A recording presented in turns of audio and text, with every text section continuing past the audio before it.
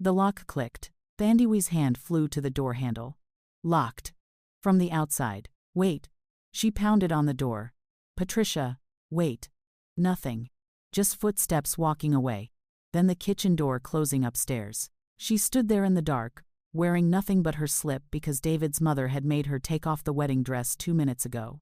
Her bare feet were already going numb on the concrete. This was her wedding night. David. She hit the door harder. David, please. Upstairs. The TV came on. Laughter. Someone changed the channel. Normal sounds of a family settling in for the evening while she was locked in their basement. Her husband was up there. The man who'd promised her a home 6 hours ago in that courthouse. And he wasn't coming. Okay. Before I go any further, hit that subscribe button right now. Because what I'm about to tell you is happening in houses across America. Behind closed doors. In neighborhoods that look perfect from the outside. So subscribe, stay until the end, and comment what city you're watching from. I need to know how far this truth travels. I need to know if stories like this can reach the people who need to hear them. Now back to that basement. Thandiwee felt along the wall for a light switch. Her fingers hit something wet. She jerked her hand back, heart slamming. No switch. Just damp concrete and something growing in the corners she couldn't see. She pulled out her phone. Dead. Of course. She'd been so nervous about the wedding, she'd forgotten to charge it. Think, she whispered. Think. There had to be another way out. A window. Something. She moved along the wall, hands outstretched. Her shin cracked against something metal. She bit down on her lip to keep from screaming. A furnace. Pipes overhead. A mattress on the floor that smelled like mold and something else. Something that made her stomach turn. Her foot kicked something that skittered across the concrete. She crouched down, feeling in the dark. A bottle cap. A hair tie. And then, her fingers closed around something sharp. She pulled it toward the crack of light under the door. A bobby pin. Not hers. Dark hair still caught in it. Someone else had been down here. No. She dropped it like it burned. No. No. No. She backed up until her shoulders hit the wall, then slid down. The concrete was so cold it hurt. Upstairs, someone laughed at something on TV. Just yesterday, she'd been working the night shift at the nursing home. Tired but free. Her own money. Her own life. Small, yeah, but hers. David had seemed so different when they met. He'd visited his grandmother every Sunday, always kind to the staff, actually learned Thandiwee's name instead of just calling her nurse, like most visitors did. You're from Nigeria? He'd asked one evening while she checked his grandmother's blood pressure. Yes, my grandmother came from Jamaica. She says immigrants understand what Americans don't. What it really costs to start over. She should have asked him what he thought that cost was. But she'd been so lonely.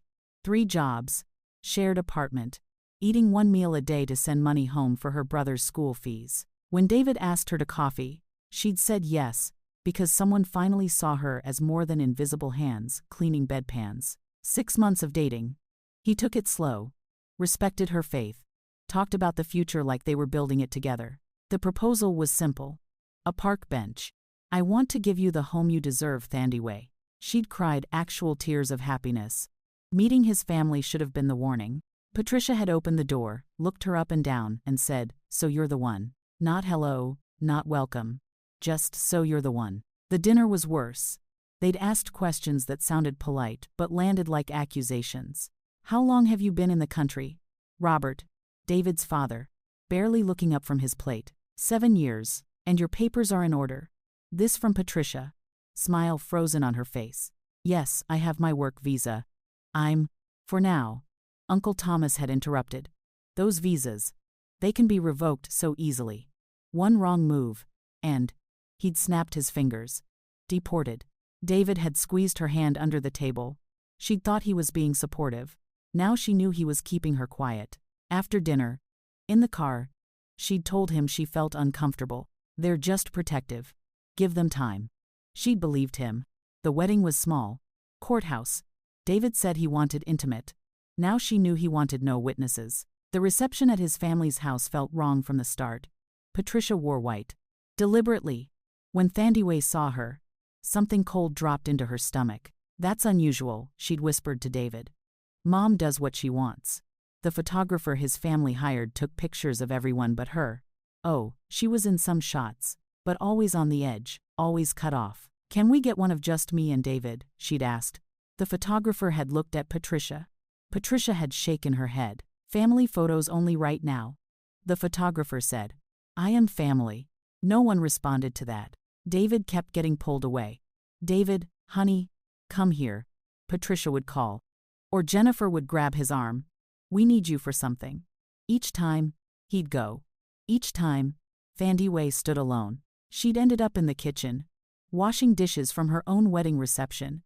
That's where Patricia found her. You might as well get used to it, Patricia said. Used to what? Making yourself useful. After the guests left, around 11, Patricia had touched David's shoulder. Go get ready for bed, honey. You have work tomorrow. He'd kissed Thandiwe's forehead, actually just her forehead, and left. Went upstairs without her. Come with me. Patricia's voice wasn't a request. Thandiwe had followed her to a door off the kitchen. Downstairs into darkness. The basement? Thandiwe stopped halfway down. I don't understand. You will. Where's David sleeping? In his room. Where he always sleeps. But we're married. Patricia had smiled. The expression was worse than if she'd frowned. David's room is for family. I am. You're an immigrant who works 3 minimum wage jobs and lives in poverty. My son gave you legal status. A home, a future. You should be grateful he married you at all. The words hit like slaps. I'm not using David for anything. We'll see about that. Patricia gestured to the wedding dress. Take it off. It cost money. I won't have you ruining it sleeping. This is my wedding dress. That I paid for. Off. Something in her voice made Thandiwe obey. She hated herself for it even as she did it. Hung the dress on a hook on the wall. Stood there shivering in her slip. Bathroom's in the corner. Don't come upstairs until I get you. Please, I need to talk to David. The door closed.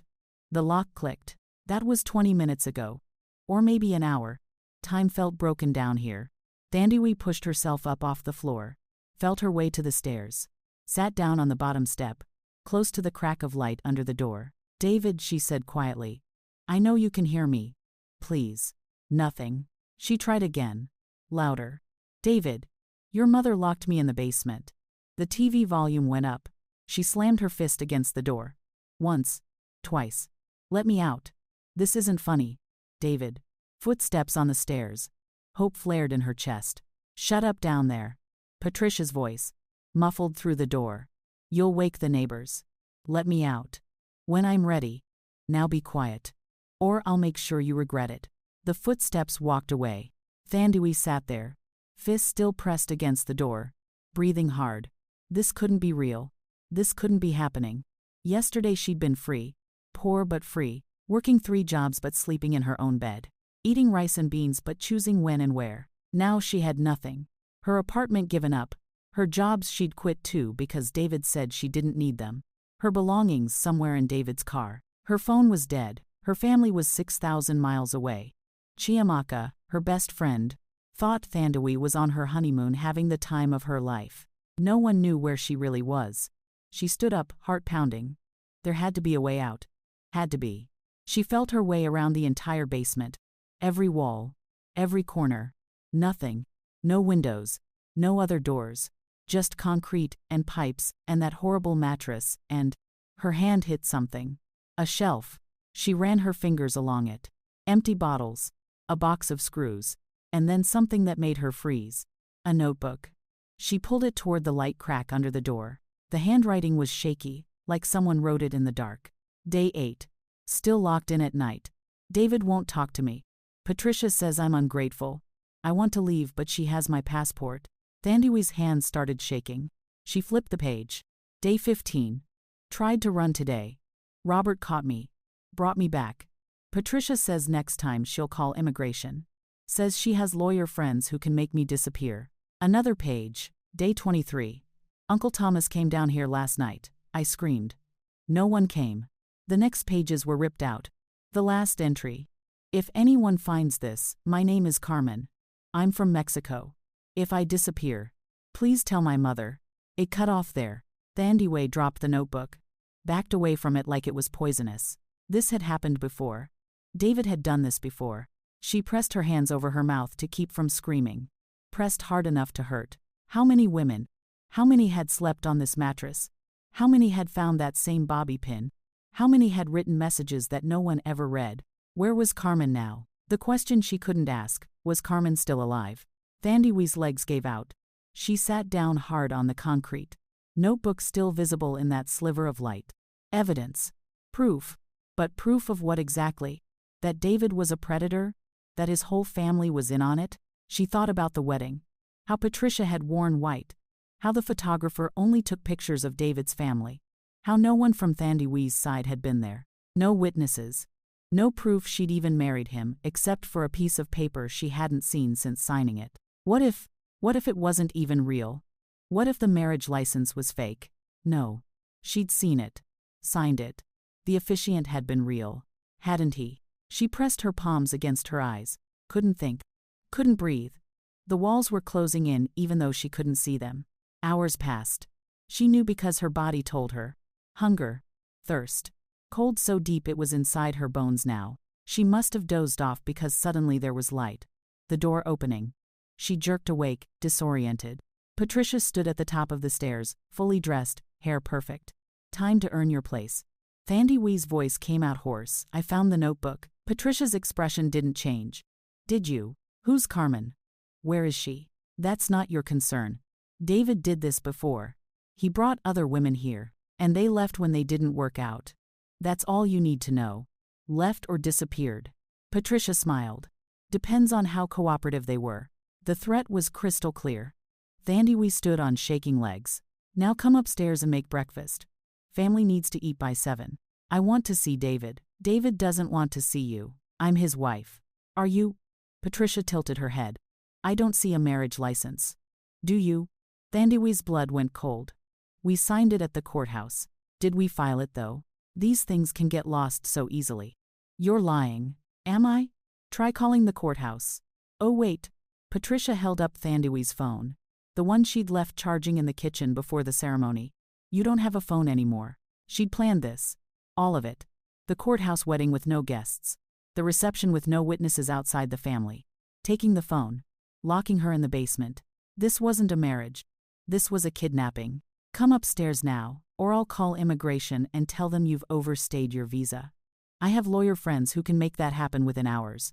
My visa is fine. Is it? When's the last time you checked? When's the last time you saw your actual documents? Thandiwee couldn't remember. David had said he'd help her with the paperwork. Said he'd keep it safe. She'd trusted him. Patricia turned and walked upstairs. Thandiwee had 2 choices. Follow or stay in the basement. She followed. The kitchen was huge. Bright. Clean. Nothing like the cave she'd spent the night in. Eggs. Bacon. Toast. Coffee. Patricia said. Cabinet on the left. Pan under the stove. I'll expect this ready by 7 every morning. Thandiwee's hands trembled as she pulled out the pan. Where are my documents, my passport? Somewhere safe. I want them back. And I want a daughter-in-law who isn't an ungrateful immigrant. We don't always get what we want. At 7 o'clock, David came downstairs. Suit, tie, briefcase. Ready for work like this, was a normal Tuesday morning. David, not now, Thandiwee. He poured coffee without looking at her. Your mother locked me in the basement. On our wedding night. He glanced at Patricia. Some look passed between them. Mom has her ways. Just go along with it. Go along with it. David, I found. I have to get to work. He grabbed his coffee and headed for the door. You called the nursing home, didn't you? Quit my job for me. He stopped. Turned halfway. You don't need that job anymore. Yes, I do. I need my own money. You need to learn your place. His voice was cold. Flat. Nothing like the gentleman who'd proposed in the park. This is my mother's house. Her rules. You don't like it? He shrugged. Leave. I have nowhere to go. You made sure of that. Exactly. He walked out. Didn't even close the door behind him. Patricia was smiling. Now you understand. Thandiwee's vision blurred. She gripped the edge of the counter to stay standing. Finish breakfast, Patricia said. Then laundry. Then clean the whole house. I'll give you the grocery list later. Store's 2 miles away. You'll walk. I need my phone back. No. You need to work. The day stretched out like a nightmare. scrubbing floors, washing clothes. Patricia checking every corner, criticizing everything. Too much detergent. Not enough bleach. Missed a spot. Do it again. By the time Jennifer and Michelle came over for lunch, Thandui felt like a ghost in her own body. Oh good, she's still here, Jennifer said, not even looking at her. Can you make us sandwiches? Turkey, no mayo. Extra mustard. Please, Thandui said quietly. What? You didn't say please. Michelle laughed. Why would we say please? You work here. I'm your brother's wife, your mom's maid, who happens to be married to our brother. There's a difference. They ate their sandwiches in the living room, dropping crumbs on the floor Thandui had just vacuumed. When they left, Jennifer turned back. Oh, and Uncle Thomas is coming for dinner tonight. Make something nice. He's particular about who serves him. The way she said it made Thandui's skin crawl. That night, Uncle Thomas arrived at 6. He was Patricia's brother, late 50s, overweight, with eyes that lingered too long. Well, well, he said when he saw Thandui. David's new acquisition. Pretty. Exotic. I'm his wife, Thandui said. For now, he sat at the table, spreading out like he owned it. These arrangements, they don't always last. What arrangements? David walked in. Uncle Thomas. Good to see you. They shook hands like Thandui wasn't standing right there. Dinner was torture. Thomas kept asking her to bring him things. More water.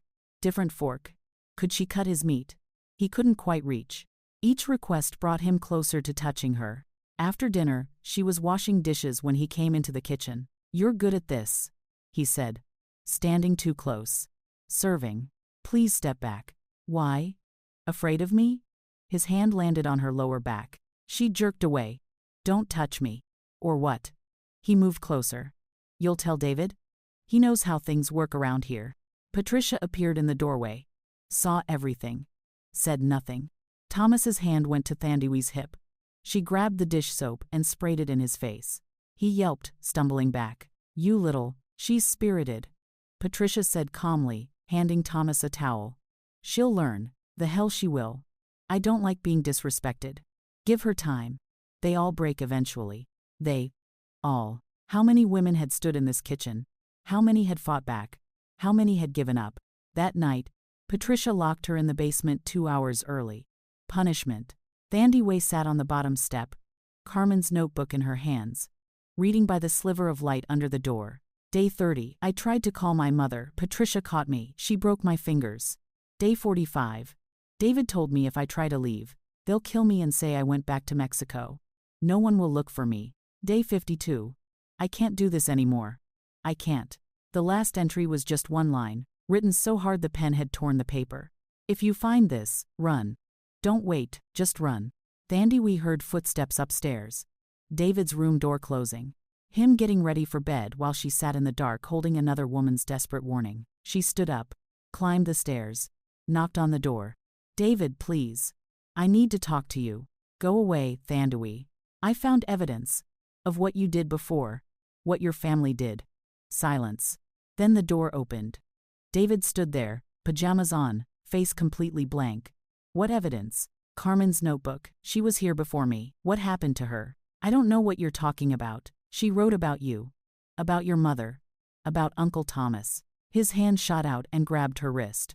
Squeezed until she gasped. Listen very carefully, he said, voice low. You can make this easy. Or you can make it hard. Easy means you do what Mom says. You work, you shut up, and maybe in a few years we get our own place. Hard means, he squeezed harder. Hard means you end up like the others. What others? How many? As many as it takes. He shoved her back. She stumbled, catching herself on the wall. Now, get back downstairs before I let Uncle Thomas have his way with you. He's been asking. He closed the door, locked it from inside. Thandui stood there, wrist throbbing where he'd grabbed her. Below her, the basement door stood open, waiting. She could run. Right now. Out the front door. But she had no phone. No money. No documents. No idea where she even was. She'd been so nervous during the drive to the house, she hadn't paid attention to landmarks. And Patricia had said she'd call immigration. Had said she had lawyer friends. Thandui walked slowly down the basement stairs. The door closed behind her. The lock clicked, She sat in the dark, Carmen's notebook pressed to her chest. This was her life now. This was what she'd traded her freedom for. A man who'd seemed kind. A family who'd seemed normal. A dream that turned into a cage. Her mother had died for this. For Thandiwe to have a better life in America. Instead, she was a prisoner in the land of the free. But as she sat there in that cold darkness, something shifted inside her. Not hope. Hope was dangerous. This was something else. Something harder. Carmen had left her a message. A warning. Maybe Thandiwe could leave one too. For whoever came next. Or maybe she could be the one who didn't just warn. Maybe she could be the one who got out. The next morning, Patricia unlocked the door at 4:30 instead of 5. Up. Now. Thandiwe jerked awake on the mattress, body aching from the cold concrete beneath the thin fabric. She'd barely slept. Every time she closed her eyes, she saw Carmen's handwriting. If you find this, run, I said now. Patricia's voice was sharp. Thandiwe stood, legs shaking. What time is it? Early. Uncle Thomas is coming for breakfast. He specifically requested you serve him. No. The slap came so fast, Thandiwe didn't see it coming. Her head snapped to the side, cheek exploding in pain. You don't say no in this house. Patricia grabbed her arm, nails digging in. You say yes, ma'am. You say thank you. You say whatever I tell you to say. Understand? Thandiwe's ears were ringing. She touched her face. Her fingers came away with blood from where Patricia's ring had cut her. I asked if you understand. Yes. Yes what? The words tasted like poison. Yes, ma'am. Patricia smiled. Good. Now get upstairs and make yourself presentable. You look like trash. The bathroom mirror showed a stranger. Hollow eyes. Bruised cheek. Hair matted from sleeping on that filthy mattress. This was day 2. Just day 2. She washed her face with cold water, trying to clean the cut. It wasn't deep, but it stung. Evidence. She should photograph it. Except Patricia had her phone. Footsteps on the stairs. Heavy. Male. Thomas appeared in the kitchen doorway before she'd even started breakfast. 6 in the morning and he was already here, smiling like he'd won something. There she is, David's little wife. Thandiwe kept her eyes on the eggs she was cracking. Breakfast will be ready soon. No rush. I like watching you work. He sat at the table, spreading his legs wide, taking up space. You know, Patricia told me you've been difficult. Disrespectful. I haven't. Spraying dish soap in my face? That's not disrespectful. She set down the egg, carefully. You touched me without permission. Permission? He laughed. You hear that, Patricia? She thinks she gets to give permission. Patricia walked in, coffee cup in hand. She's still learning. Learning what exactly? Thandiwe turned to face them both. That I'm supposed to let him put his hands on me. That I'm supposed to accept being locked in basements? That I'm... Patricia threw the coffee. Hot liquid hit Thandiwe's chest and stomach, soaking through her thin shirt. She gasped, stumbling back against the counter. You're supposed to shut your mouth. Patricia set down the empty cup. Now clean that up and finish breakfast. Thomas is hungry. Thandiwe stood there, shirt burning against her skin, coffee dripping onto the floor. Her hands were shaking so hard, she could barely hold the dish towel. Thomas was still smiling. I like the spirited ones. They're more fun when they break. Something snapped inside her. She grabbed the pan of eggs and threw it. Aimed for his head, but he ducked. Eggs and grease splattered across the wall. You crazy, Thomas lunged at her. Thandiwe ran. Through the kitchen, toward the front door. Her hand touched the handle. Locked. Deadbolt. Key needed. Thomas grabbed her from behind, arm around her waist, lifting her off the ground. She screamed, kicking, elbow slamming back into his ribs. Let go of me. You need to be taught a lesson. The front door opened. David walked in, still in yesterday's clothes, smelling like alcohol and perfume that wasn't Thandiwe's. He looked at Thomas holding his wife, at Patricia standing calmly in the kitchen doorway, at the eggs dripping down the wall. What's going on? Your wife, Thomas said, still holding her, needs discipline. Let her go. Thomas did, shoving her forward. Thandiwe stumbled, catching herself on the wall. She threw a pan at me, Thomas said. Disrespectful little. I said let her go. I didn't say leave. David's voice was flat, tired. Thandiwe, go to the basement. David, please. Basement. Now. He grabbed me. Your mother threw hot coffee on me. Look. She pulled her wet shirt away from her skin, showing the red marks forming. David glanced at it. No reaction. You must have done something to deserve it. I didn't do anything. You threw eggs at my uncle. I don't care after what. You're embarrassing me. Get downstairs. She stared at him. At this man she'd thought she loved. Where were you last night? None of your business. You're my husband.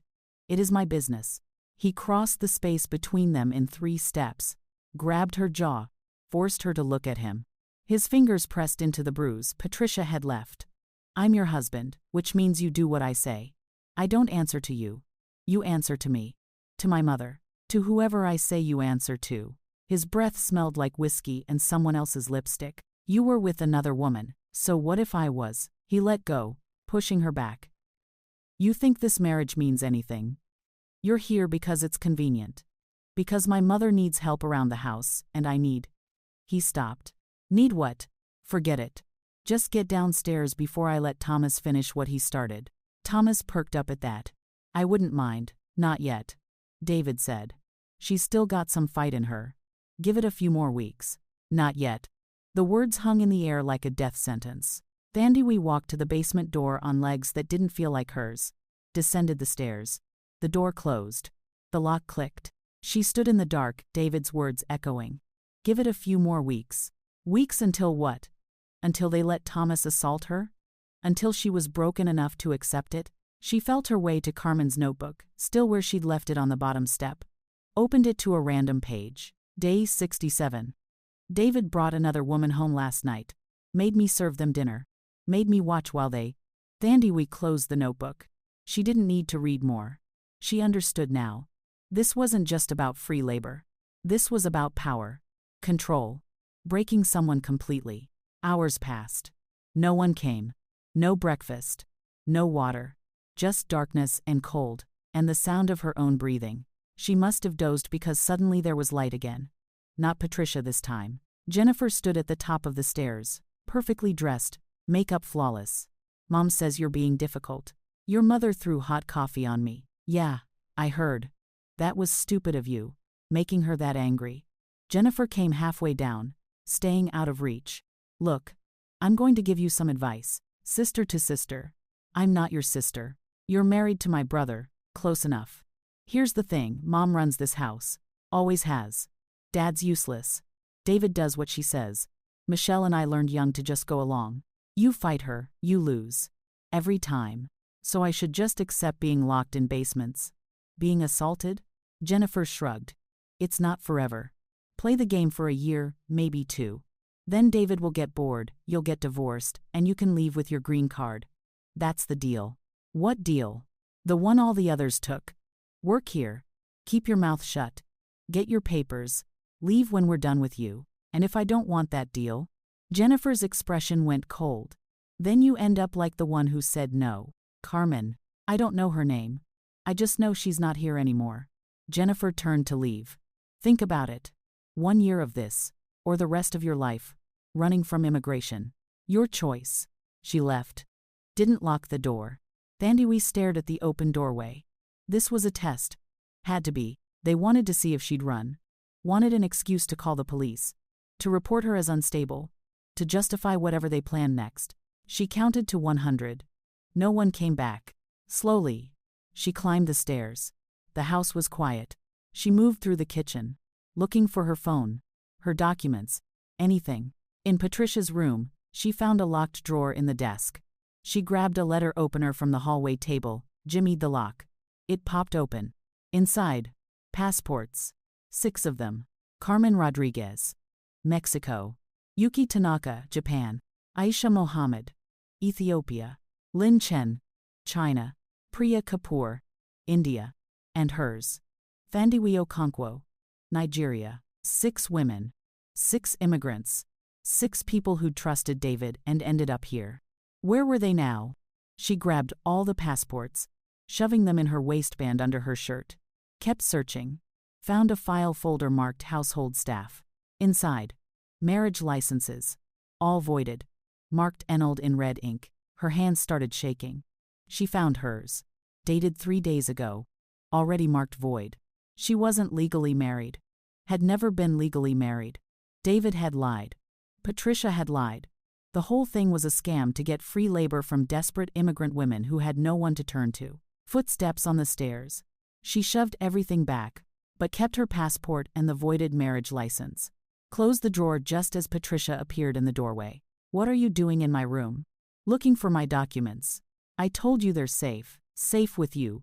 You mean?" Thandiwe pulled out the voided marriage license. "This is fake. The whole marriage is fake." Patricia's expression didn't change. So I'm leaving." "With what documents?"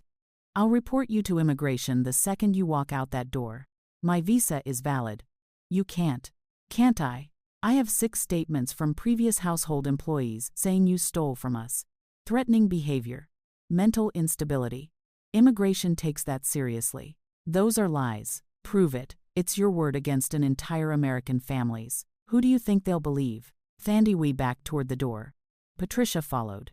"Here's what's going to happen," Patricia said. "You're going to put that paper back. You're going to go downstairs. You're going to stay there until I decide you've learned your lesson. And then you're going to work. Quietly. Obediently. Until I'm done with you. And if I refuse, then Uncle Thomas gets his turn with you. Tonight. And I'll make sure everyone knows you begged for it." The threat was specific. Practiced. She'd said these words before. To Carmen. To Yuki. To Aisha.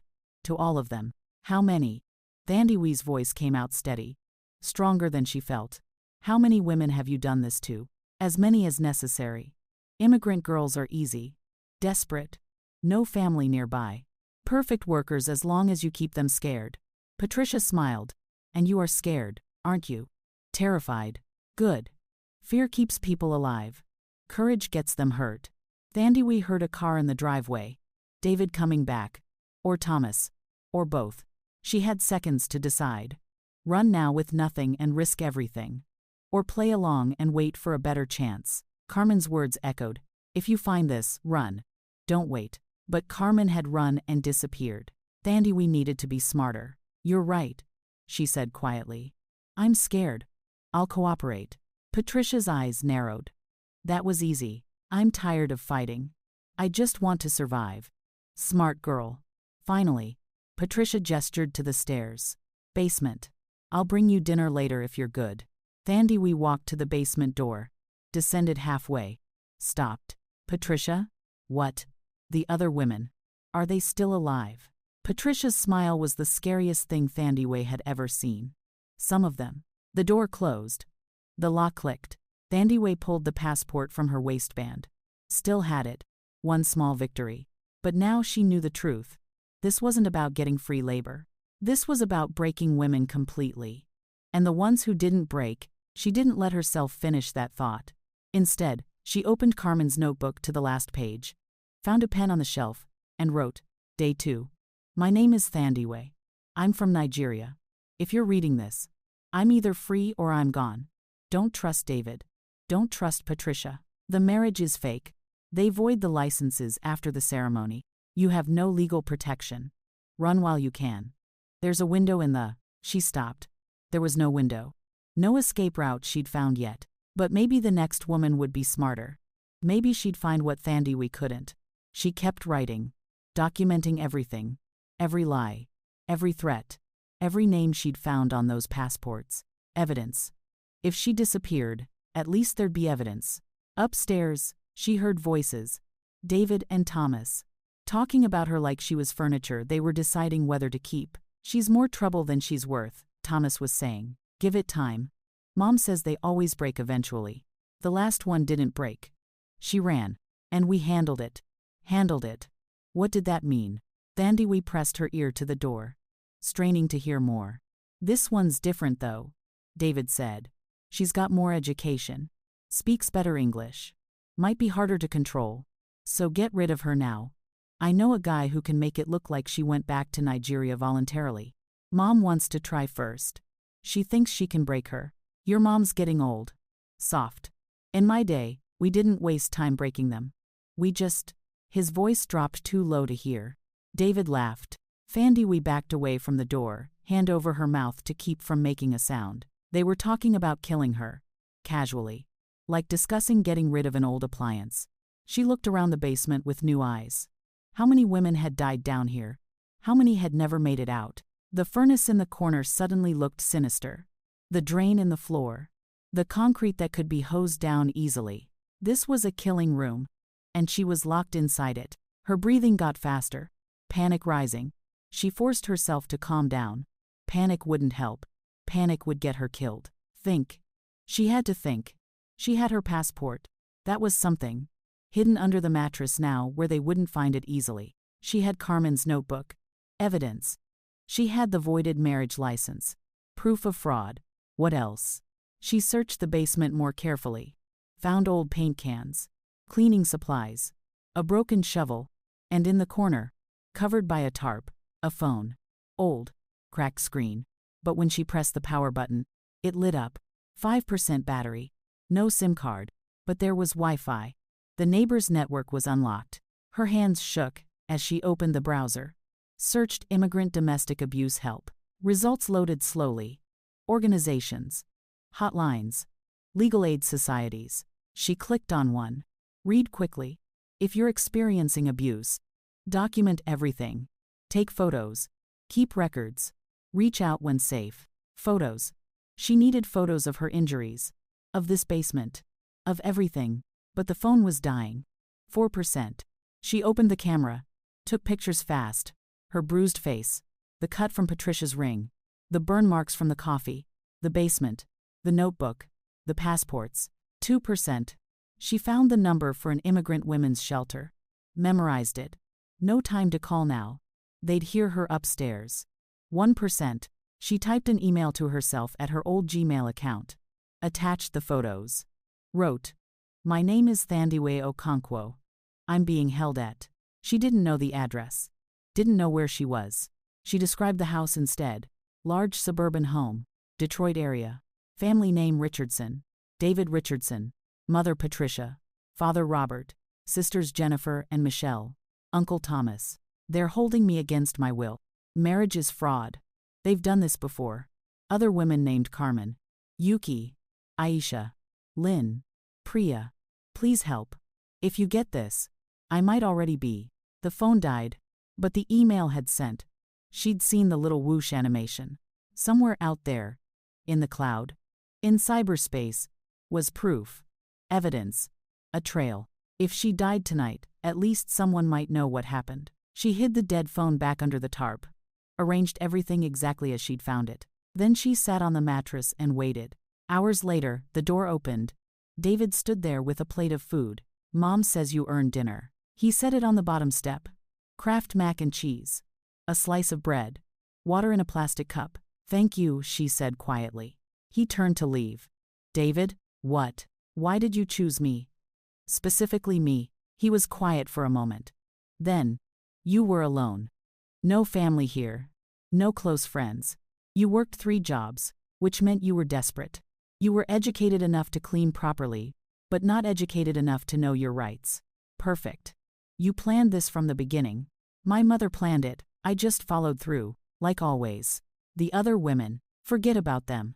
Are they alive?" His silhouette in the doorway didn't move. Some learned to cooperate. They got their papers and left. Some didn't. And those who didn't, like I said, forget about them. He closed the door. The lock clicked. Thandiwe stared at the mac and cheese. It could be poisoned. Could be drugged. Could be anything. But she hadn't eaten in over 24 hours. She was weak. She needed strength if she was going to survive. She ate half. Slowly. Left the rest in case she needed to throw up later. Nothing happened. No drowsiness. No sickness. Just food. Small mercy. She lay down on the mattress. Her passport pressed against her chest under her shirt. Her only possession. Her only proof she existed. Tomorrow she'd find a way out. Tomorrow she'd be smarter, faster, more careful. Tomorrow she'd survive. But first she had to make it through tonight. Upstairs. She heard Thomas's voice again. Heard him asking where she was. Heard Patricia say, "Not tonight. Let her soften up first." Soften up. Like meat. Like something to be tenderized before consumption. Thandiwe closed her eyes and thought about her mother. About Lagos. About the nursing home where she'd worked, and felt safe even though she was exhausted. She'd traded that safety for this. But she wasn't dead yet. And as long as she was breathing, she had a chance. Carmen hadn't made it out. But maybe Thandiwe would. Maybe she'd be the one who finally brought this family down. She didn't make it through the night undisturbed. Around midnight, the lock clicked. Thandiwe sat up fast, heart slamming. The door opened slowly. Thomas filled the doorway, backlit from the kitchen. He'd been drinking. She could smell it from across the room. "Just you and me now," he said. Thandiwe stood, backing toward the far wall. "Get out. Patricia's asleep. David's out with his girlfriend. Robert doesn't care what happens down here." He started down the stairs. "I've been patient. 3 whole days. I'll scream. Go ahead." "No one's coming." She grabbed the broken shovel handle she'd found earlier, held it like a weapon. "Stay back." He laughed. "You gonna hit me with that? Then what? You'll be arrested for assault, deported for violence against a citizen. I'll tell them what you tried to do. Who'll believe you? Illegal immigrant attacks respected businessman. They'll throw you out of the country so fast." "I'm not illegal." "Not yet. But I know people. One phone call and your visa disappears from the system. Poof. Like magic." He took another step down. "Or you can be nice to me, and I'll make sure you stay." Thandiwe swung the shovel handle, caught him across the shoulder. He stumbled, grabbing the railing. "You bitch." She ran, shoved past him on the stairs, his hand catching her shirt, fabric tearing. She made it to the kitchen, ran for the front door. Still locked. She fumbled with the deadbolt, hands shaking. Thomas grabbed her hair from behind, yanked her back. She screamed. The hallway light flicked on. Patricia stood there in a bathrobe, hair in curlers. Not surprised. Not concerned. Just annoyed. "Thomas. I told you to wait." She attacked me. He showed his shoulder where the shovel had hit, already bruising. Patricia looked at Thandiwe. "Did you? He came into the basement. He tried to teach you a lesson, which you clearly need." Patricia walked closer. "Here's what's going to happen. You're going to apologize to Thomas. Then you're going to go back downstairs. And tomorrow, you're going to work twice as hard to make up for this disruption." "No." Thandiwe's voice shook but held. "I want to leave. Right now. I'll go to the police. I'll..." Patricia pulled out her phone. "You'll what?" "Tell them you're being held captive. Show them the marriage license that says you're David's wife." "Oh wait. You can't. Because it's void." "Show them your visa?" "Oh wait. I have your passport." "Tell them about the other women." "What other women? I don't see anyone here but you." She was right. Thandiwe had no proof. The email she'd sent might never be found. The photos on the dead phone were still in the basement. Carmen's notebook could disappear in seconds. "I have rights," Thandiwe said weakly. "You have what I give you." Patricia started dialing. "Now apologize. Or I'm calling immigration right now. Your choice." Thomas was smiling again. Waiting. Thandiwe's mind raced. If she apologized, she stayed trapped. If she didn't, she'd be deported back to Nigeria where her father's new wife hated her, where she had nothing. But at least she'd be alive. "Make the call," she said. Patricia's finger paused over the screen. "What?" "Call them, deport me. I don't care anymore. Anything's better than this." For the first time, Patricia looked uncertain. "You're bluffing. Try me." They stared at each other. Thandiwe's whole body shook, but she didn't look away. Thomas broke the silence. "Just let me have her for one night. She'll be cooperative after that." "No." Patricia lowered the phone. "She's broken already. Look at her. She'd rather be deported than stay. That's not useful to anyone. So what do we do with her?" "I'm thinking." The front door opened. David walked in, lipstick on his collar, reeking of perfume and whiskey. He stopped when he saw them all standing there. "What's happening?" "Your wife," Patricia said, "is being difficult." David looked at Thandiwe. Really looked at her. Saw the torn shirt, the bruises, the desperation in her eyes. "Let her go," he said quietly. Everyone turned to him. "What?" Patricia's voice went cold. "I said let her go. This isn't working. She's too much trouble." "We don't just let them go," Thomas said. "That's not how this works." "Yeah? Well, maybe it should." David rubbed his face. "I'm tired, Mom. I'm tired of this whole thing. The lying, the sneaking around," he gestured at Thandiwe. "Look at her, this is wrong." Since when do you have a conscience? Patricia asked. Since I'm the one who has to live with it. His voice rose. You don't see what I see. You don't hear what I hear. She cries every night. Every single night. And I have to listen to it. Then stop listening, Patricia said. Go sleep at your girlfriend's. I have a wife. A fake wife. A business arrangement. She's a person. David shouted. Jesus Christ. Mom. She's an actual person. And we've been. He stopped. Looked at Thandiwe. I'm sorry. I'm so sorry. Thandiwe didn't trust it. Couldn't trust it. Then, unlock the door. I can't. You just said. I said I'm sorry. I didn't say I'd help you leave. Patricia smiled. There's my boy. Something inside Thandiwe died right then. That last little spark of hope that maybe David was different. That maybe some part of him was still human. You're a coward, she said. I know. You're worse than your mother. At least she's honest about what she is. David flinched. I'm trying to protect you. By keeping me prisoner, by keeping you alive. He grabbed her shoulders. You don't understand. The ones who leave. They don't just leave. Mom has people. People who make sure they disappear properly. No loose ends. No witnesses. If I let you walk out that door, you'd be dead within a week. Thandiwe's blood went cold. Carmen. Carmen ran. They found her in Cleveland. She never made it to her mother in Mexico. What did they do to her? David let go, stepped back. I don't know. I don't want to know. Liar. You know exactly what happened. Patricia crossed her arms. Carmen made a choice. She chose wrong. You're smarter than that, aren't you, Thandiwe? What choice? Work for us for 2 years. Keep your mouth shut. Then we give you papers, money, and you leave quietly. Everyone wins. 2 years of this. 2 years of safety. Of knowing where your next meal comes from. Of having a roof over your head. Patricia moved closer. You think you can make it out there on your own? With your nursing home job, your shared apartment, your expired work visa. My visa isn't, it will be. In 3 months. Did you forget to renew it? We checked. You were supposed to file the paperwork in January. It's April now. Thandiwe's stomach dropped. She had forgotten. The paperwork, the fees, everything had gotten lost in the chaos of meeting David. Falling in love. Planning a wedding that was never real. I can fix it, she said. I can still file. Not without your passport. Not without proof of employment. Not without a permanent address. Patricia counted on her fingers. All things I control now. This was the trap. The real trap. Not just the basement. Not just the family. The bureaucracy. The system. The way immigration worked. They'd maneuvered her into a position where she needed them to stay legal. So what? Thandiwe asked. I worked for you for 2 years like a slave. And then you just let me go. The others did. I don't believe you. Patricia pulled out her phone again. Scrolled through photos. Held it up.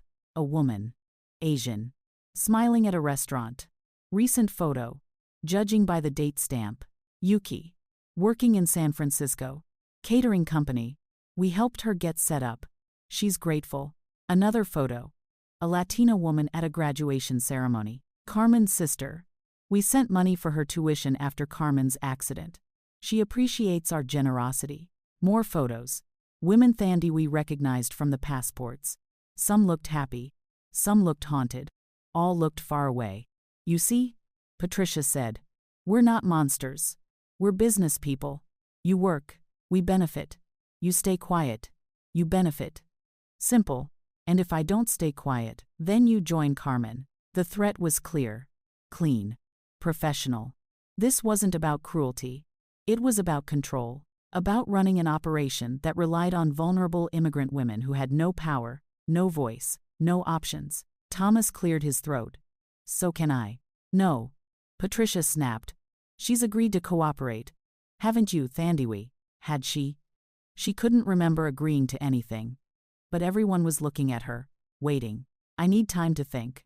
You have until morning, Patricia said. Decide by breakfast. Work with us, and live. Fight us and disappear. Those are your options. She gestured to the basement door. Thandiwe walked to it on autopilot. Descended the stairs. The door closed, but this time, the lock didn't click immediately. Thandiwe?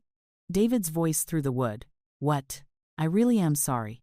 Go to hell, David. The lock clicked. She sat on the mattress, mind spinning. 2 years. 730 days. 17,520 hours. Could she survive that? Could she work for these people? Knowing what they were, knowing what they'd done, and just endure? Or should she refuse? Take her chances with deportation? With whatever Patricia's people would do to her? Carmen had run. Carmen was dead. But the women in those photos were alive. Yuki in San Francisco. Others scattered across the country. Was Patricia telling the truth about them? Or were those photos staged? Fake. Part of the manipulation. She pulled out Carmen's notebook, flipped to the last entries again. They said if I cooperate, they'll let me go. I don't believe them. But I don't have a choice. God forgive me. I don't have a choice. And then later, day 87. I'm running. Tonight. I found a way out. If I die, at least I'll die free. Carmen had chosen freedom. And died for it. Thandiwe closed the notebook. Looked around the basement. At the locked door. The concrete walls. The drain in the floor that she now understood was for hosing down blood. This was her life. This was America. The dream she'd flown 6,000 miles for. The opportunity her mother had died hoping she'd find. Instead, she'd found hell. She pulled out the dead phone from under the tarp.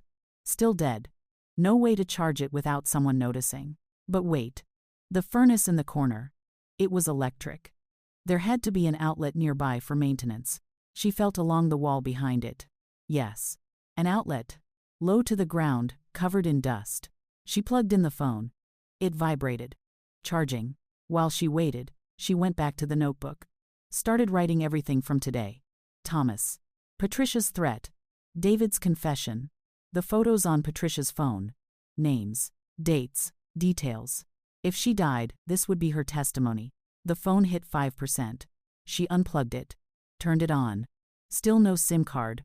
But the neighbor's Wi-Fi was still there. She opened Gmail. Her sent email from yesterday was there. One recipient. Herself. She opened it. All the photos she'd taken were attached. Her bruised face. The passports. The voided marriage license. Carmen's notebook. Evidence. She forwarded the email. To Chiamaka. To her brother in Nigeria. To 3 different immigrant rights organizations she found in a quick search. To the Detroit police. To the FBI tip line. Send. Send. Send. Send. Send. She didn't know if anyone would read them. Didn't know if they'd believe her. But the evidence was out there now. In the cloud. In inboxes. Somewhere beyond this basement. The phone battery was at 3%. She typed one more email. To herself. Day 4. My name is Thandiwe Okonkwo. I'm at the Richardson house in Detroit suburbs. If I die, it wasn't an accident. They killed me. David Richardson. Patricia Richardson. Robert Richardson. Thomas Richardson. They're running a trafficking operation using immigrant women. I'm not the first. I won't be the last. Please find the others. Please stop them. Please. The phone died. But the email had sent, she'd seen it. She hid the phone again. Unplugged it. Made sure everything looked undisturbed. Then she sat on the mattress and waited for morning. When the lock clicked at 5 a.m., she'd made her decision. Patricia stood at the top of the stairs. Well, I'll cooperate. Smart girl. But I have conditions. Patricia's eyebrow raised. You think you're in a position to make demands? I think you need me to work willingly or not at all. I could fight every day. Make your life hell. Or I could cooperate. Your choice. A long silence. Then, what do you want? My phone back. 1 call a week to my family so they know I'm alive. No. Then no cooperation. Patricia considered this. 1 call a month. I listen in. You say you're fine, you're working, everything is good. That's it. Fine. And I want Sundays off. Absolutely not. Half days then. Sunday afternoons. I go to church. You can pray in the basement. Church. Where people see me. Where if I disappear, people notice. Patricia smiled. It wasn't a nice smile. You think church will protect you? You think people there will help? I think it's harder to make someone disappear if they have a community. We made Carmen disappear, and she had a community. Then you have nothing to lose by letting me go to church. They stared at each other. Finally, Patricia nodded. Fine. Sunday afternoons. I drive you.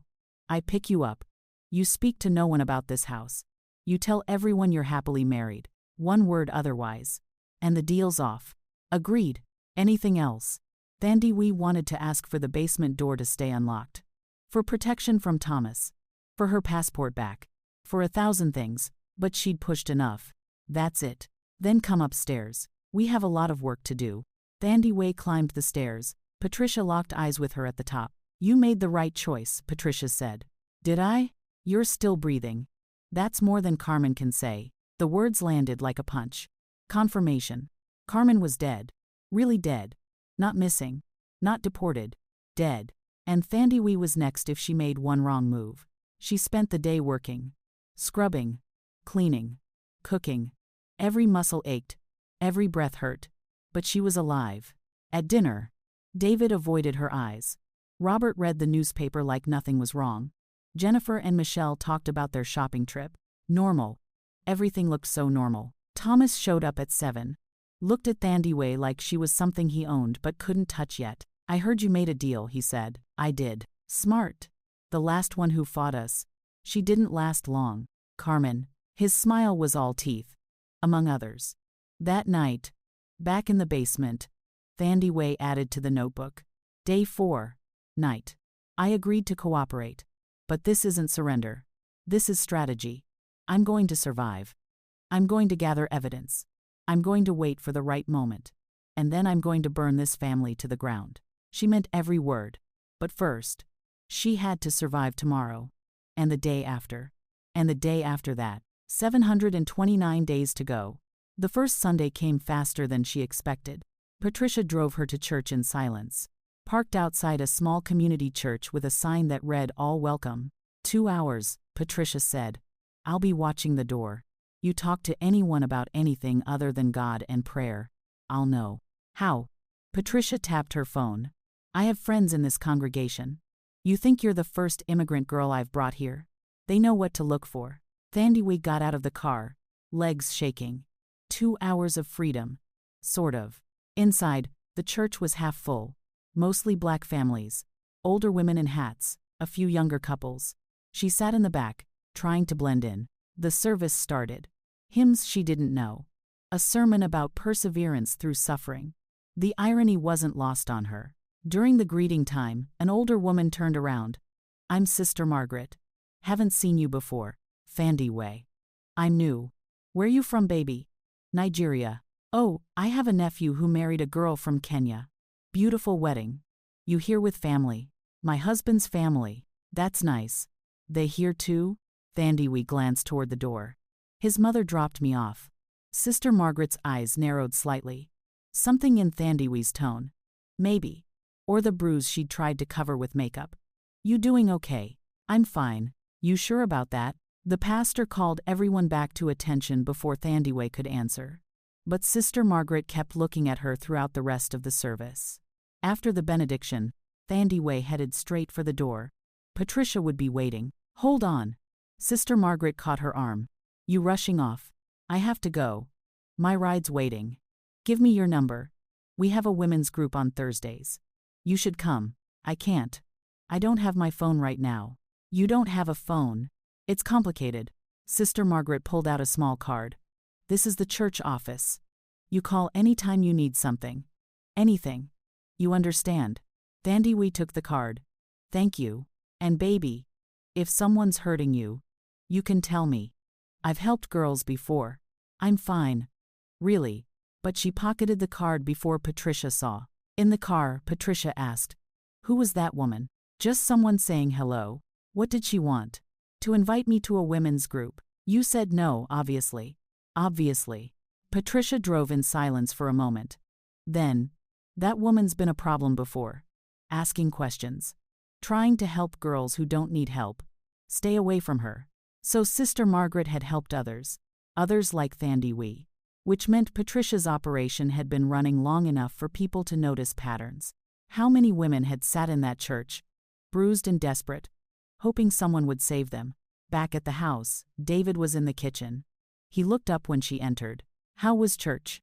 Inspirational, she said flatly. He flinched. Look. About the other night. Save it. I meant what I said. I am sorry. You're sorry you feel guilty. You're not sorry enough to actually do anything. She walked past him toward the basement door. Wait. He grabbed her arm. Not hard but firm. I want to make this better. Then let me go. I can't. Then we have nothing to talk about. She pulled free and went downstairs. The door closed but didn't lock immediately. She heard David and Patricia arguing in the kitchen. She's miserable, Mom. So this isn't working. She's going to break. And when she breaks, she's going to run or fight. And then we handle it. Like we always do. I don't want to handle it. I'm tired of handling it. Then you should have thought of that before you agreed to this arrangement. You need money for your girlfriend's apartment? For your car payments? For your lifestyle? This is how we get it.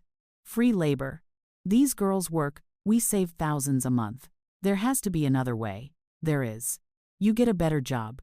You stop spending money on women who aren't your wife. You grow up. Patricia's voice was ice. Until then, this is what we do. And Thandiwe stays. Silence. Then David's footsteps walking away. Thandiwe sat at the bottom of the stairs, processing. David wasn't just complicit. He was dependent. This wasn't about his mother controlling him. This was about him using his mother's operation to fund his life. He was worse than Patricia. At least Patricia was honest about being a monster. 3 weeks passed. A routine developed. Wake at 5. Work until midnight. Sleep in the basement. Sundays at church where Sister Margaret always found her. Always asked if she was okay. Always got the same answer. I'm fine. But Thandiwe was gathering information. The house layout. Patricia's schedule. Where Robert kept the car keys. Which doors were always locked, which sometimes weren't. The neighbor's Wi-Fi password she'd memorized. The location of the spare phone chargers. Small things. Patient things. She also kept writing in Carmen's notebook. Every detail. Every conversation. Every threat. On week 4, something changed. A new woman appeared at breakfast. Young. Maybe 22. Southeast Asian. Terrified. This is Mai, Patricia said. She'll be helping with the housework. Mai's eyes met Thandiwe's across the table. Recognition there. The same fear. The same trapped look. After breakfast, Thandiwe found Mai crying in the laundry room. How long have you been here? Thandiwe whispered. 3 days. What did they tell you? That I'd be working as a nanny. That the family would sponsor my visa. That her voice broke. They took my passport. My phone. Everything. I know. They did the same to me. You're married to David, right? Jennifer said. The marriage is fake. The license is voided. They do this to trap women like us. Mai's eyes went wide. But I saw your wedding photos in the living room. Thandiwe froze. What photos? On the mantle, you in a white dress. The family around you. Show me. They went to the living room. There on the mantle. Professional photos. Thandiwe in her wedding dress. David's arm around her. Both of them smiling. His family gathered around them looking proud and happy. She didn't remember these photos being taken. When did these appear? She asked Mai. I don't know. They were here when I arrived. Thandiwe picked up one of the frames, looked closer. The background was wrong. The lighting was weird. And her smile, it looked wrong. Frozen. These are photoshopped, she said. What? They took pictures from the wedding and edited them. Made it look like a happy family event. She put the frame down, hands shaking. They're building a narrative. Evidence that I'm a willing participant. That I'm happy here. Why would they do that? So if I disappear or speak out, they have proof I was lying. They can show these to police, to immigration, to anyone and say, look how happy she was. She's making false accusations. Mai started crying harder. I want to go home. Where's home? Vietnam. I came on a student visa but I couldn't afford tuition. David said his family could help. Said I could work here for a year, save money, go back to school. David recruited you? At the community college. He was so nice. He said she stopped. He lied about everything, didn't he? Everything. The basement door opened. Patricia appeared. What are you two doing? Just talking, Thandiwe said. Mai. Go clean the bathrooms upstairs. Thandiwe. Kitchen. They separated. But Thandiwe had seen it in Mai's eyes. Alliance. Understanding. They weren't alone anymore. That night, Patricia locked them both in the basement. I don't trust you two together, she said before closing the door. Immigrants always try to gang up. Think they're smarter in groups. The lock clicked. In the darkness, Mai whispered, "Is there a way out? I'm working on it." "How long have you been working on it?" 4 weeks. And? We pulled out the hidden phone. "I've been documenting everything. Sending evidence to the outside. Building a case. The police won't help unless we have ironclad proof. Our word against an American families. We lose. But with evidence, with documentation, with other victims coming forward." Other victims? We told her about Carmen. About Yuki. About the passports she'd found. About the notebook. Mai listened, face pale in the phone's dim light. "They killed Carmen." "I think so." David implied it. Patricia confirmed it. "We have to run." Carmen ran. "She's dead." "We run without a plan. We end up the same way." "So what's the plan?" We had been thinking about this for weeks. We need to make ourselves too visible to disappear. We need witnesses. We need evidence in multiple places. And we need to make them think we're cooperating until the moment we're ready. Ready for what? To bring them down. Mai was quiet for a long moment. Then, "I'm in." They spent the next hour sharing information. Mai knew things Thandiwe didn't. David had been recruiting at the community college for months. Mai had seen him talking to at least 3 other immigrant women. One had gone home to China suddenly. Another had dropped out of school with no explanation. "He's still hunting," Thandiwe said. "We're not the end of this. We're just the current batch. What happens when we're used up?" Neither of them wanted to answer that. Over the next 2 weeks, they worked together. Thandiwe taught Mai the house patterns. Where the cameras were, yes, there were cameras, she'd finally spotted them. Where Patricia hid documents. How to tell when David was drunk enough to be careless. Mai had skills, Thandiwe didn't. She was good with technology. She'd been studying computer science before dropping out. She could crack Patricia's laptop password in 3 tries. Together, they found files. Spreadsheets tracking household expenses that were really tracking the women. Names, dates of arrival, dates of departure. Some marked successful placement. Others marked resolved. Carmen was marked resolved. So were 3 others. "Oh God," Mai whispered, staring at the screen. "They're running a whole operation. Look at this. Email chains. David corresponding with other men. Exchanging information about immigrant women. Where to find them.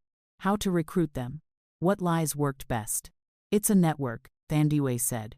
"It's not just this family. It's multiple families across different states. We have to go to the FBI. With what? Emails we obtained by breaking into a laptop without permission? They'll arrest us for hacking. So what do? Thandiwe thought fast. We copy everything. We send it to ourselves. We get it to journalists. To immigrant advocacy groups. To anyone who will listen. We make this too big to bury." They worked through the night, copying files, sending emails, building a digital trail that couldn't be erased. By morning, they'd sent information to 15 different organizations and 3 major newspapers. Then they deleted the laptop history, closed everything down, and pretended to sleep. When Patricia unlocked the door at 5, they were models of compliance. "Up, both of you. Big day today." "What's happening?" Thandiwe asked. "David's bringing someone home. A potential investor in a business venture. I need this house spotless, and I need both of you presentable and quiet." "An investor?" Thandiwe and Mai exchanged glances. This was either an opportunity or a trap. The investor arrived at 6 p.m. Mid-50s, expensive suit, friendly smile. His name was Richard Chen. "Beautiful home," he said, shaking hands with Robert and Patricia. "And I see you have household staff. Very efficient. We believe in supporting immigrant women," Patricia said smoothly. "Giving them opportunities to work and learn American culture." Thandiwe wanted to vomit. Dinner was tense. She and Mai served silently while the adults talked business. Richard kept looking at them. Not sexually. More assessingly. After the meal, David walked Richard out. Thandiwe was clearing dishes when she heard Richard say, "The 2 you have now. They seem well trained." "They are," David replied. "It took some time, but they understand the arrangement now. I have a friend in California who's looking for similar help. Do you ever lease them out?" Thandiwe's blood ran cold. David laughed. "We haven't considered that, but I suppose it's possible." They were talking about trafficking them to other states. To other families. Like they were equipment to be rented. Mai heard it too. Her hand shook so badly she dropped a plate. It shattered on the floor. Patricia appeared instantly. Clumsy. Clean that up. I'm sorry. I said clean it up. Mai bent down, grabbing pieces with her bare hands. One cut deep. Blood welled up. You're bleeding on my floor, Patricia hissed. I'm sorry. Patricia grabbed Mai's bleeding hand and shoved it toward her face. Look at the mess you made. Stop it. Vandiway pulled Patricia's arm away. She's hurt. Don't you dare, Patricia backhanded her. Vandiway's head snapped to the side. Richard Chen was standing in the doorway, watching. Patricia saw him and immediately changed. Smile back in place. Voice sweet. I'm so sorry you had to see that. Sometimes discipline is necessary with immigrant workers. They can be so careless. Richard didn't smile back. I've seen enough. David, we should talk outside. After they left, Patricia turned on both women. Basement. Now. Both of you. They went without arguing. But Vandiway saw something in Richard's eyes before he left. Disgust. Maybe. Or recognition. Something. In the basement, Mai was still bleeding. Vandiway wrapped her hand in torn fabric from an old shirt. This is never going to end, is it? Mai said. They're going to pass us around, use us up, and then. It's going to end. Soon. How do you know? Because Richard Chen saw something tonight. Something that bothered him. And if we're lucky, he's not part of this network. He's just a regular businessman who stumbled into something dark. And if we're not lucky, then we move to Plan B. What's Plan B? The lock clicked above them before Vandiway could answer. But this time, footsteps came down the stairs. David. Alone. Drunk. Richard left, he said. Said he wasn't interested in doing business with us. Said something about our household management being concerning. Good. Vandiway said. Good? You think it's good that you cost us a business deal? He grabbed her arm, yanking her up. You and your attitude. Your disrespect. You've turned Mai against us too. I can see it. Let go. I should have listened to Uncle Thomas. Should have broken you properly from the start. His grip tightened. Maybe it's not too late. Mai stood up. Leave her alone. Oh. The quiet one has a voice. That's new. David shoved Vandiway aside and moved toward Mai. You know what happens to girls who talk back in this house? David, stop. Vandiway put herself between them. You're drunk. You don't want to do this, don't I? I'm tired of pretending to feel guilty. Tired of you two looking at me like I'm a monster. He pushed Vandiway hard. She fell, hitting her head on the concrete. Vision blurred. Ears ringing. She saw Mai backing away from David. Saw him corner her. Saw his hand go to his belt. No. Not this. Not now. Vandiway grabbed the shovel handle she'd hidden weeks ago. Stood up. Swung. Connected with David's head. He went down. Hard. Didn't move. Mai screamed. Vandiway stood there. Shovel handle in her hands. Staring at David's motionless body. Blood pooling under his head. Oh God, she whispered. Oh God. What did I? Footsteps on the stairs. Fast. Patricia appeared, took in the scene. David on the floor. Blood. Vandiway with the weapon. You killed him, Patricia said. Voice weirdly calm. You killed my son. He was going to. Vandiway couldn't finish. Patricia pulled out her phone. This is perfect. Self-defense won't matter. You're an immigrant who murdered an American citizen. They'll throw you in prison for life. Deport Mai as a witness to murder. He was attacking Mai. Was he? I see a drunk man on the floor and an immigrant with a weapon. That's what the police will see too. Mai found her voice. He's still breathing. Look. They all looked. David's chest was rising and falling. Shallow but steady. Not dead. Just unconscious. Call an ambulance, Vandiway said. Oh, I'll call someone. But not an ambulance. Patricia smiled. This just became so much easier. Attempted murder. Assault with a deadly weapon. You just gave me everything I need to disappear you both legally. She started dialing. Vandiway looked at Mai. At David bleeding on the floor. At the phone in Patricia's hand. This was it. The moment. The choice. Run now and become fugitives. Stay and face arrest. Or, wait, Vandiway said.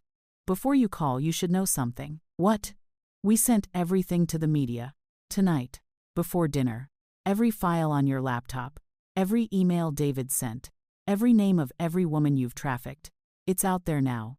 in 15 different inboxes, with 3 journalists, 2 law firms, the FBI. Patricia's hand froze over her phone. You're bluffing. Am I? Check your laptop. Check the sent folder. We did it while you were getting ready for dinner. Patricia ran upstairs. They heard her in the office, computer keys clicking frantically. A scream of rage. She came back down, face twisted. You think this changes anything? I'll bury you so deep. No. Thandiwe stood straighter. You won't, because by tomorrow morning, your name will be in newspapers. Richard Chen saw how you treated us tonight. He'll corroborate our story. And once the first article runs, the other women will come forward. Yuki, the others. They'll tell their stories. And your operation collapses. I'll have you arrested tonight. For what? Self-defense against your son who was attempting to assault my. Go ahead. Call the police. Let's all tell them what happened here tonight. Let's all tell them what's been happening for years. They stared at each other. Patricia, calculating. Thandiwe praying her bluff would hold. Finally, Patricia lowered her phone. Get out. What? Get out of my house. Both of you. Right now. Before I change my mind. Our passports. I'll mail them. Just go. Thandiwe grabbed Mai's good hand. They ran up the stairs, through the kitchen, to the front door. Patricia's voice followed them. You think you've won? You think this is over? I have lawyers. I have money. I have connections. I'll ruin both of you. Thandiwe opened the front door. Outside was dark, cold. Freedom. Maybe, she called back. But we're still alive. That's more than Carmen got. More than you gave any of us.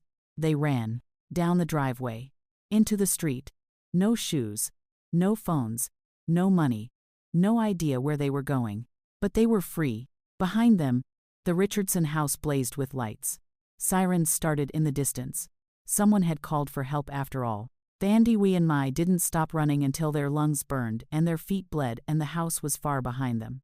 Then they collapsed on a bus stop bench, holding each other, crying and laughing and shaking. We made it. Mai sobbed. We actually made it out. Not yet, Thandiwe said. They'll come after us. We need to get somewhere safe before. A car pulled up. Sister Margaret leaned out the window. Get in, she said. Both of you. Quickly. How did you? I've been watching that house for months. Waiting for someone to run. Now get in before they follow you. They got in.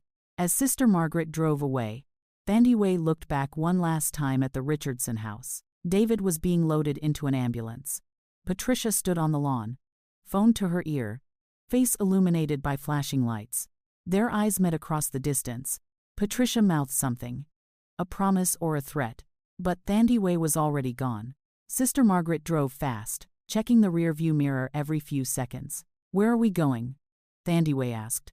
Safe house. Run by my church. We help women escape domestic situations. You knew, Mai said. You knew what was happening in that house. I suspected. I've seen 3 other girls from there over the years. All terrified. All disappeared before I could help them properly. Sister Margaret's hands tightened on the wheel. You 2 are the first who made it out. What happened to the others? I don't know. That's what scares me. They pulled up to a small house on the east side. Lights on inside. A woman opened the door before they even knocked. Margaret called ahead, she said. I'm Lisa. Come in. You're safe here. Safe.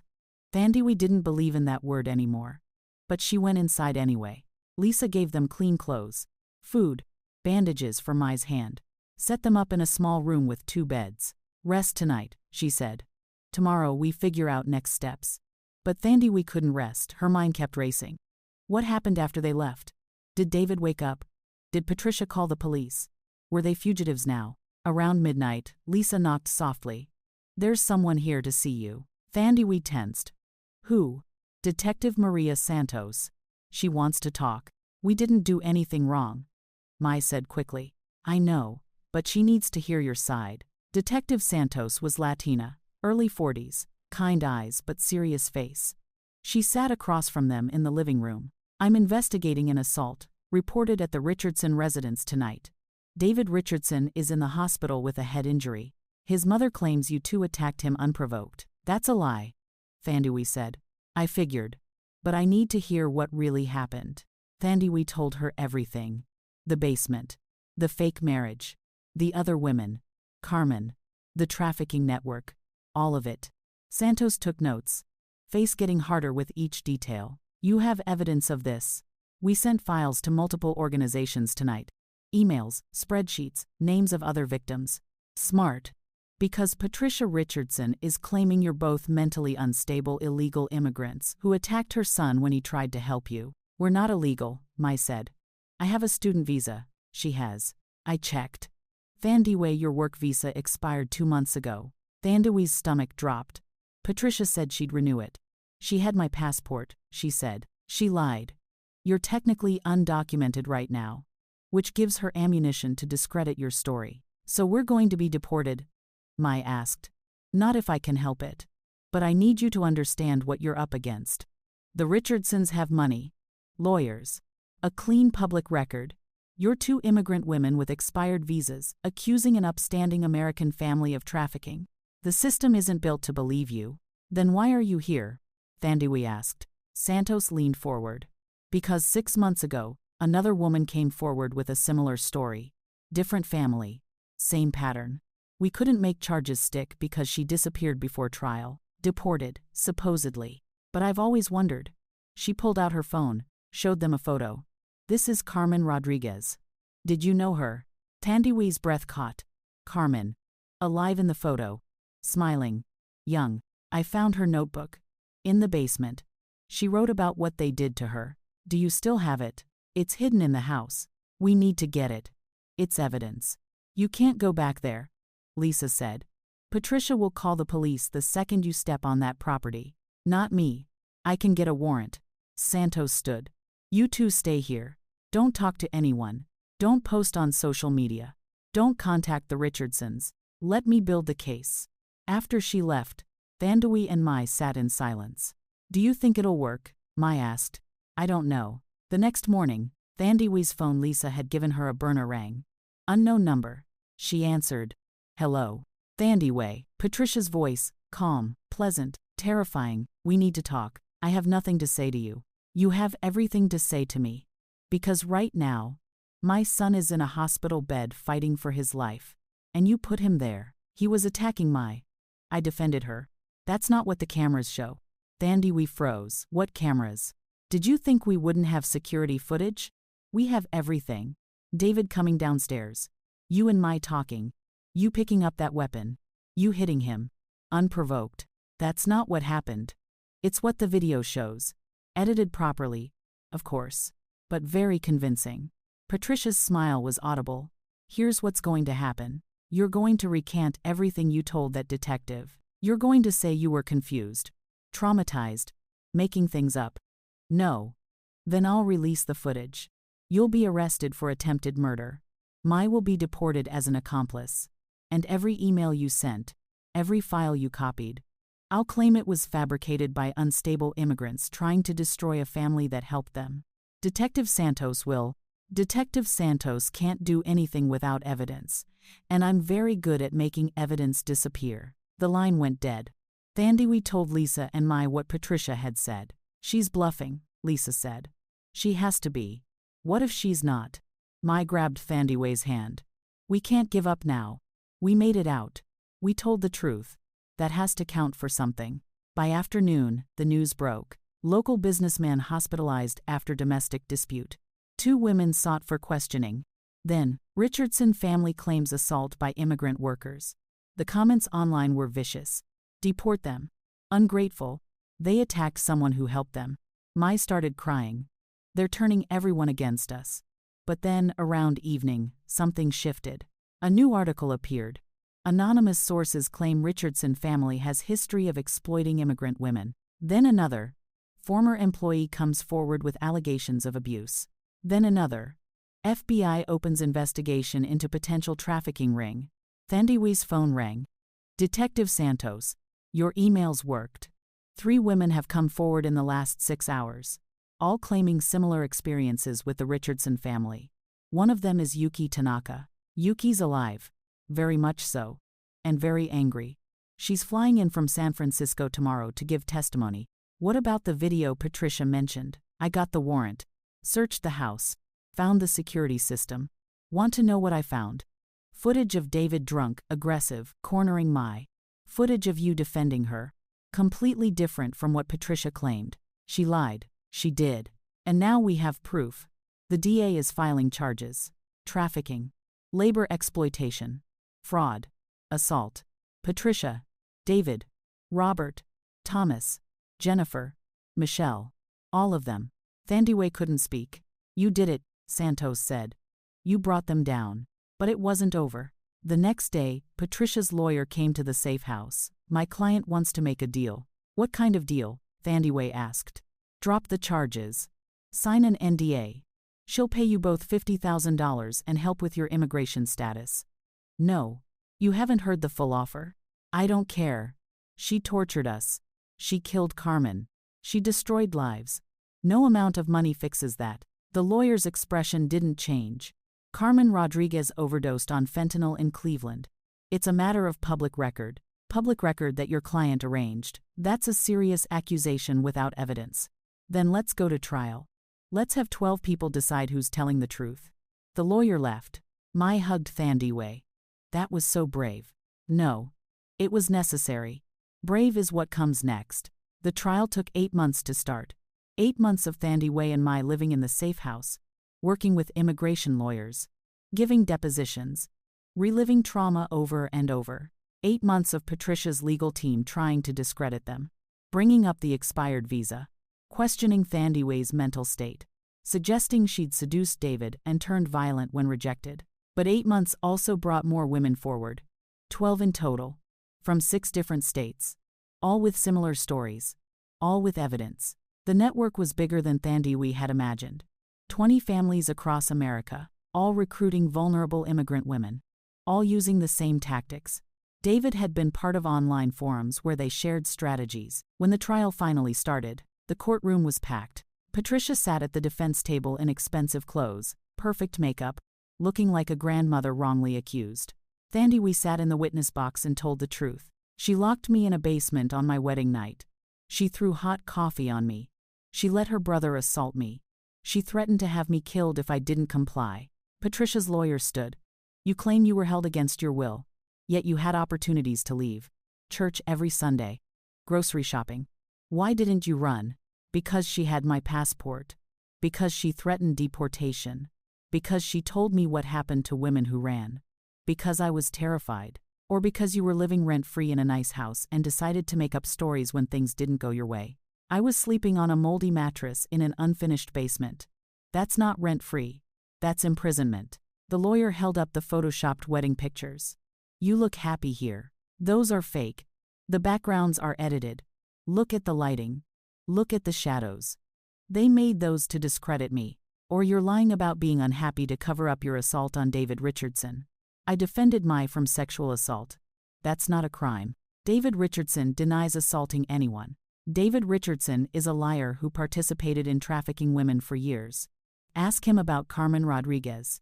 Ask him about the other women. Ask him about the forums where he traded tips on how to trap immigrants. David sat behind his mother, neck brace visible, face pale. He wouldn't look at Thandiwe. When Mai testified, she broke down twice. But she got through it. Told her story. Showed her scarred hand where Patricia had forced it into broken glass. Yuki testified via video from San Francisco. Calm. Clear. Devastating. I was there for 8 months. They locked me in the basement. Forced me to work 18-hour days. When I tried to leave, Thomas Richardson sexually assaulted me. When I fought back, they beat me and told me if I went to police, they'd have me deported and arrested for prostitution. How did you escape? I didn't. They let me go after I became too sick to work. Gave me a bus ticket and $200. Told me if I ever spoke about them, they'd fine me. Why speak now? Because I'm tired of being afraid. Because Thandiwe was brave enough to fight back. Because other women are still trapped in houses like that. And because they need to pay for what they did. The prosecution brought in the expert on the photoshopped images. The IT specialist, who analyzed the laptop files. The FBI agent, who testified about the trafficking network. Patricia's defense was that she was a generous woman who helped immigrants and was repaid with violence and lies. The jury didn't buy it. Guilty on all counts. Patricia, David, Robert, Thomas. Jennifer and Michelle took plea deals and testified against their family. Sentencing came 2 weeks later. Patricia, 25 years. David, 18 years. Robert, 15 years. Thomas, 30 years for multiple sexual assaults.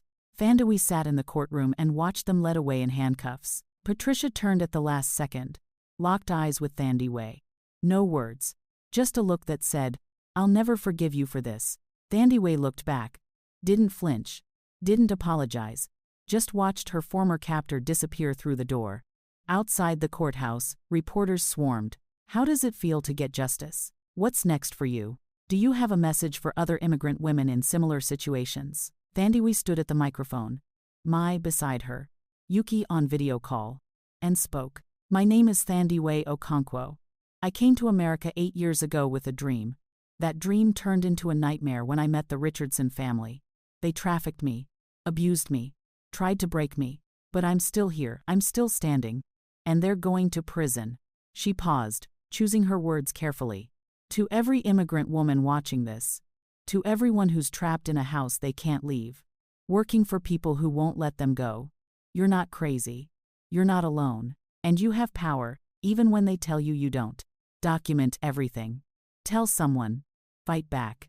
Because your life is worth more than their control. What about the other families in the network? The FBI is investigating. More arrests are coming. This isn't over. But today, 12 women got justice. Tomorrow, maybe more will find the courage to speak. Will you stay in America? Thandaway looked at Mai. They'd talked about this. Mai wanted to go back to Vietnam, see her family, heal somewhere safe. Yuki was settled in San Francisco and wasn't leaving. But Thandaway, I'm staying. This is my home now. Not because it's perfect. Not because it was easy. But because I fought for my right to be here. And no one can take that from me again. 6 months later, Thandaway stood in front of a different building. Not a courthouse. Not a safe house. A community center in Detroit where she now worked as an advocate for immigrant rights. She ran support groups for survivors of trafficking. Helped women navigate the legal system. Testified at hearings about immigration reform. Sister Margaret had become her mentor. Lisa from the safe house was now her colleague. Mai video called every week from Vietnam. Back in school. Studying social work. Planning to return and help others. Yuki had started a nonprofit in San Francisco doing similar work. The 12 women who'd testified had formed a support network. Text chains. Video calls. Reminders that they'd survived. Carmen's mother had reached out through a lawyer. Thandaway had told her everything about her daughter's last days. It was the hardest conversation of her life. But Carmen's mother deserved to know the truth. And today, Thandaway was meeting with a new woman. Refugee from Afghanistan. Trapped in a similar situation with a family in suburban Michigan. The woman sat across from her, terrified, barely able to speak. You can tell me, Thandaway said gently. Whatever happened, I'll believe you. The woman started crying. Started talking. Started trusting. And Thandaway listened. Just like Detective Santos had listened to her. Like Sister Margaret had believed her. Like all the people who'd chosen to see her humanity instead of her immigration status. That night, alone in her small apartment, her own apartment, with her name on the lease, her door that only she had the key to Thandaway sat at her desk. She pulled out an old notebook. Carmen's notebook. She'd kept it all this time. On the last page, below Carmen's final entry and below her own message from months ago, she wrote, To whoever finds this. My name is Thandaway Okonkwo. I survived. Carmen didn't. But her story didn't end with her death. It ended with justice. With change. With 12 women finding their voices and bringing down a system designed to silence us. If you're reading this, you survived too. And that means there's hope. Don't give up. Don't stop fighting. Don't let them convince you you're powerless. You're not. You never were. The system is broken. But we're stronger than it is. And together, we'll keep breaking those chains until every woman trapped in every basement in every house across this country knows what I know now. Your wedding night doesn't define you. Your survival does. And freedom isn't something they give you. It's something you take back. One day at a time. One woman at a time. One story at a time. Until there are no more basements. No more locked doors. No more women who disappear without a trace. Until every immigrant woman in America knows, you matter. Your story matters. Your life matters. And no one has the right to take that from you. I learned that in a basement in Detroit. I learned it the hard way. But I learned it. And now I'm teaching it to everyone who'll listen. Because that's how we win. Not just by surviving, but by making sure the next woman doesn't have to. She closed the notebook, put it on her shelf. A reminder of where she'd been, of who she'd become. Tomorrow, she'd help another woman escape. Next week, she'd testify at another hearing. Next month, the FBI would arrest 3 more families in the network. The work wasn't finished. Maybe it never would be. But tonight, Thandiwe went to sleep in her own bed, in her own home. In a country that had tried to break her and failed. She'd come to America for a dream, found a nightmare, survived it, and built something better from the ashes. That was her American story. Not the one she'd imagined, but the one she'd earned, the one she'd fought for, the one she'd won. And every night, when she locked her own door from the inside, she remembered, freedom is not given. It's taken back, one locked door at a time.